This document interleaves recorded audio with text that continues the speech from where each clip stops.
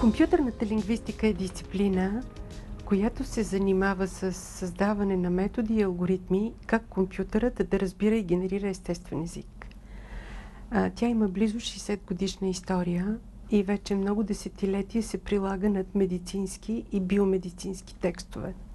Да си представим, че имаме един медицински текст, който постъпва в системата за анализ и естествено той е изграден от думи и компютърът трябва да разпознае думите, които се намират там и да разпознае важните медицински понятия, които са от значение за извършвания от нас анализ. Представете си, че някъде в текста стои думата очи и компютърната програма трябва да разпознае, че това е думата око, която съществува в нашия речник като име на анатомичен орган.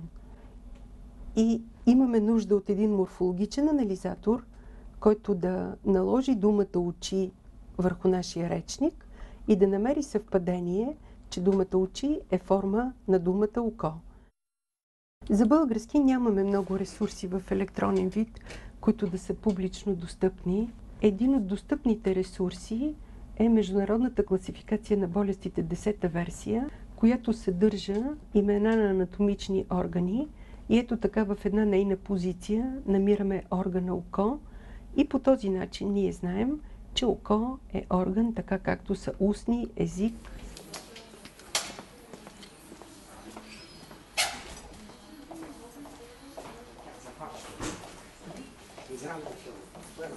Почти всички болници в развитите страни съхраняват своите данни на файлове и по този начин се натрупват все по-големи архиви от текстове, свързани с пациентите, тяхното състояние, тяхното лекуване.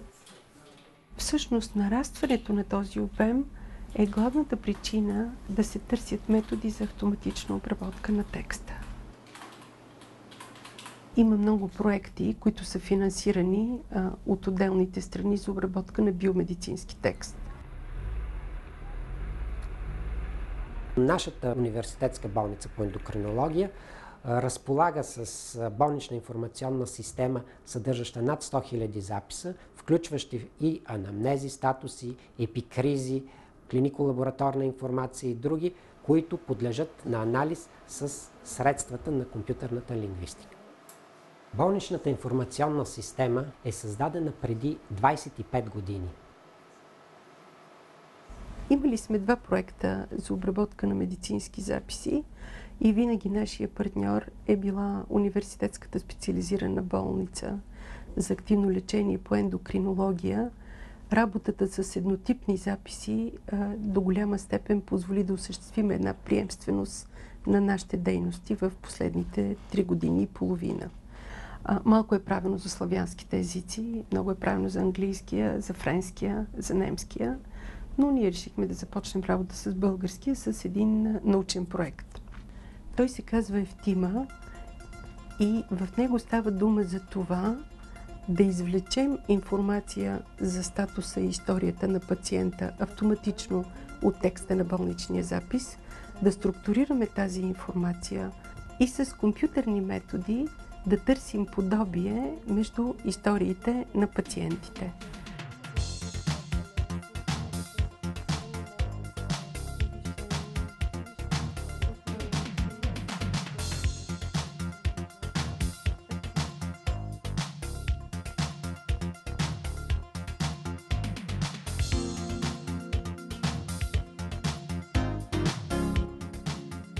Това е секцията статус или обективно състояние на пациента.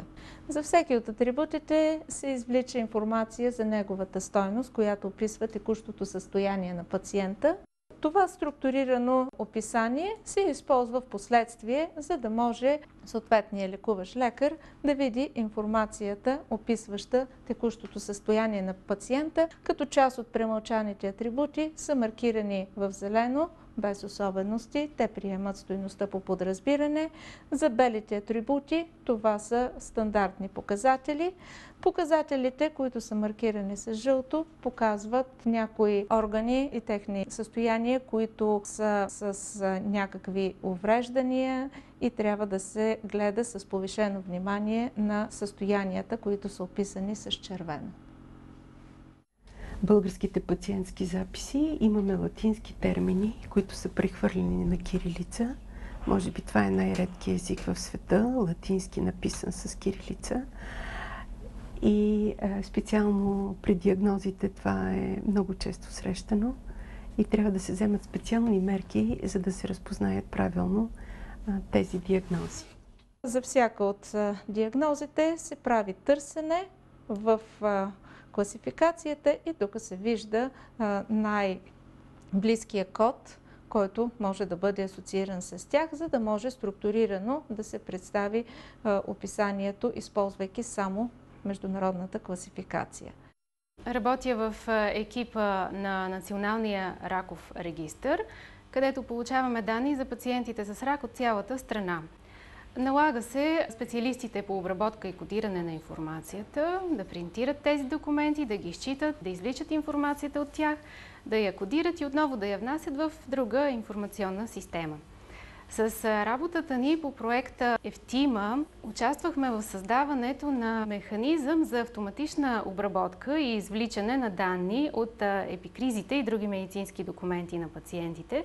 Това значително ще увеличи ефективността на нашата работа, ще подобри точността и естествено ще допринесе за допълнителни ползи при статистическата обработка на данните и обобщаването им. В другия проект, който беше финансиран от Европейската комисия, ние бяхме присъединен партньор към един съществуващ колектив с френски координатор и те изучаваха нежелани лекарствени ефекти чрез наблюдаване на записите на пациентите. И ролята на нашата група беше да извлечем от текста стойности за пациента, които не съществуват в болничната информационна система. Ние успяхме да намерим диагнозите, които не са формално диагностицирани, лекарствата и клиничните изследвания, които също са валидни към момента на хоспитализацията, но не са направени в болницата и не са се появили в болничната информационна система. Благодарение на автоматичното извличане на тези стойности, ние помогнахме да се попълни една експериментална репозитория от клинични данни, в която бяха търсени нежелани лекарствени ефекти, настъпили в съответната болница. Единият модул е свързан с извличане на данни за лечението на пациента при постъпване в болницата, тъй като повечето пациенти, когато постъпват, вече имат някакви лекарства, които са предписани или от техните лични лекари, или от предшестващо лечение. Отваря се пълният текст на епикризата, който е обикновен в текстов формат, и се прави сегментиране на този текст, като се използват ключови думи за секциите, описващи съответните диагнози. Ето тук може да се види секцията с анамнезата, с текущото обективно състояние, с лабораторните изследвания, които обикновено са зададени в табличен вид, с консултации с специалисти. Тук се намира обсъждането, бъдещо лечение и така нататък. Тук се показват списъка с лекарства, които са намерени в описанието в анамнезата и може едно по едно лекарствата да бъдат съответно анализирани, като тук излиза списъка с възможните опаковки лекарствени, които са налични в търговската мрежа, заедно с анализ на търговските наименования, не само на генеричните, и с асоцииране на така наречените АТЦ кодове, които са стандартни кодове за лекарствата. Тук е разпознато в текста, до тогава е пил пациента Гоптен 2 мг на ден. За следващото съответно лекарство пак се прави търсене и тук могат да се видят записите с вътрешната структура при структурираното описание. При обработката се прави анализ на дозата и според това каква информация е извлечена, се асоциират съответните АТЦ кодове. Тази информация после може да бъде видяна и в интегрираната болнична система. Ето тук при постъпване на пациента е описана историята на неговото заболяване в анамнезата и модула автоматично извлича информацията за текущото лечение в структуриран вид, която информация може да се използва заедно с информацията от предписаното лечение от лекуващия лекар, която се съдържа в болничната аптека. Темата за лекарствените взаимодействия е много важна в нашата практика, защото ние приемаме възрастни хора с множество заболявания, които съответно приемат и много медикаменти. И от тази гледна точка е много важно да имаме бърз начин да разберем дали тези медикаменти, които те приемат, на фона на състоянието и показателите, които имат, има реална опасност за възникване на някакво нежелано лекарствено взаимодействие. Работейки с тази система, ние имаме възможността да осъществиме това нещо, т.е. да може да видим бързо има ли някакво взаимодействие между тези показатели и как те биха се отразили върху контекста на конкретния пациент и неговото едно или повече заболяване. Тук имаме мнение от една страна на лекаря, който обаче е специалист, от друга страна имаме пациента, който не е специалист и би трябвало на достъпен език да му се даде възможност да получи тази информация. А ако има една такава система, която позволява да се четат данни по този начин и да се предоставят на пациентите, те биха могли да си получат информацията в удобно за тях време, биха могли да се консултират също така с специалисти, които да им дадат второ, трето мнение. По този начин действително ще бъдат защитени правата на пациентите.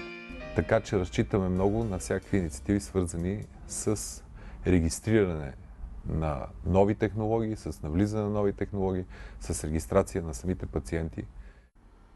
Имам заболяване диабет, което е с достатъчно сериозен стаж, вече 22 години.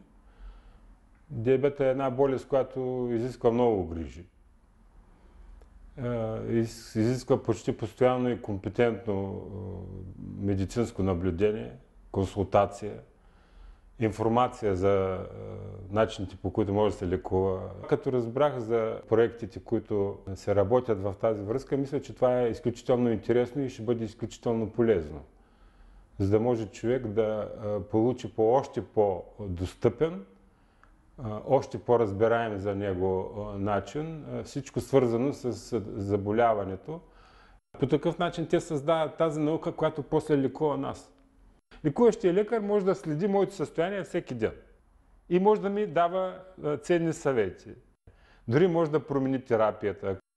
Аз мога да вляза в която идея от болничните стаи, да проверя болният на какво ниво е, какви изследвания още предстоят да се направят, какви са резултатите от вече направените изследвания, а също така да видя неговата терапия и да проверя чрез тази система лекарствата, техните взаимоотношения, евентуално странични действия или недопустимост на съчетанието. Сами разбирате какво голямо облегчение е това за лекуващия лекар и за мен като отговарящ за движението на болните и за лечебния процес. Това е един продължителен процес, защото фактически ние в рамките на тези проекти внедрихме нови информационни технологии, които въобще на България не са познати. Като пример, съветващата система за лекарство, лечението и нежеланите лекарствени реакции, подобна в България няма. То трябва да е държавна политика, да влезе в законодателните разпоредби и да се отнася за всички болници, за цялото здравеопазване.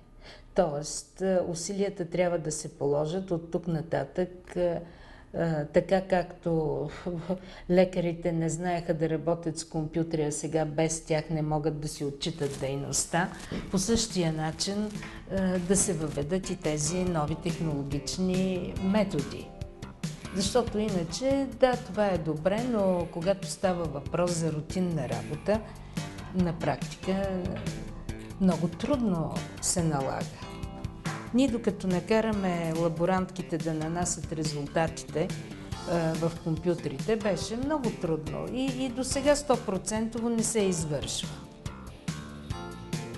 и започнахме целенасочено обучение на медицинския персонал за работа с автоматизираните работни места, които се намират във всички клиники, отделения, лаборатории, регистратура, административни и научни звена.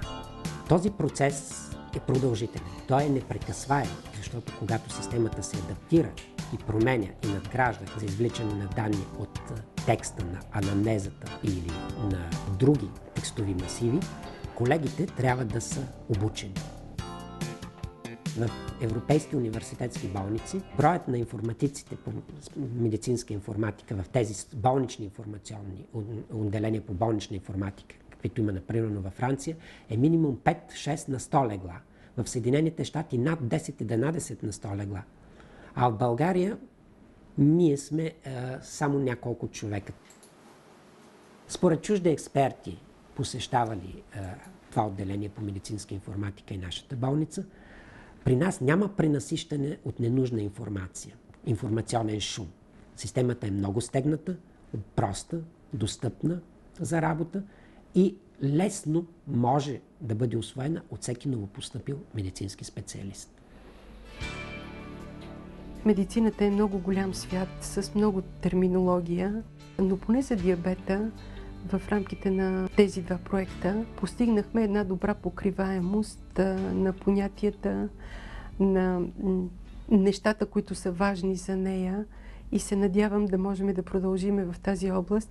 Вие знаете, че диабета е много важно заболяване, от което страдат много хора по целия свят. В България също има много диабетици и тяхното лечение е така важно перо в бюджета на Здравната каса.